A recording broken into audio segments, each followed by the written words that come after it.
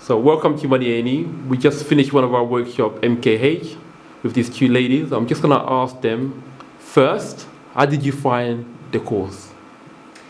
I found it very helpful and useful to my situation that I'm in. I could relate to it. I can walk away today knowing more than I walked in knowing. So I found it really helpful, and yeah, it's great. I recommend it to anyone. Yeah, I found it very informative.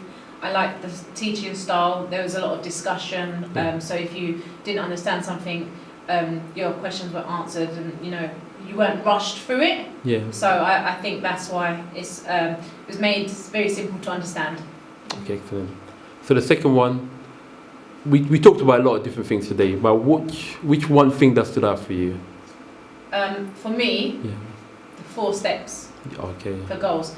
It's so basic and it's so simple, but sometimes, because I'm working and with 3 children and I'm juggling everything, and I know how to pay my bills, but sometimes you need to kind of go back to basics. Yeah. And you need to be reminded, actually, all you need to do is look at your outgoings, what's coming in, what's going out, reduce things. And so I think those 4 steps, they will stay with me, and I think I'll be saving a bit of money in the next few months. Yeah.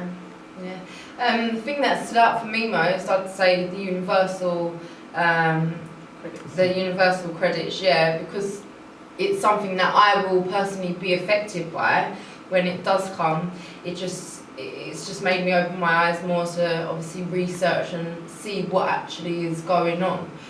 So yeah, it's been an eye opener, the universal credit, because before when I walked in, I didn't actually know anything about it, like nothing. So if I'm going to be affected by it, I want to know what it's about. So yeah, that was useful to me. Okay. And obviously the saving, everyone needs to save. Yes, excellent. Thank you very much, ladies. You're welcome. Thank you. Thank you.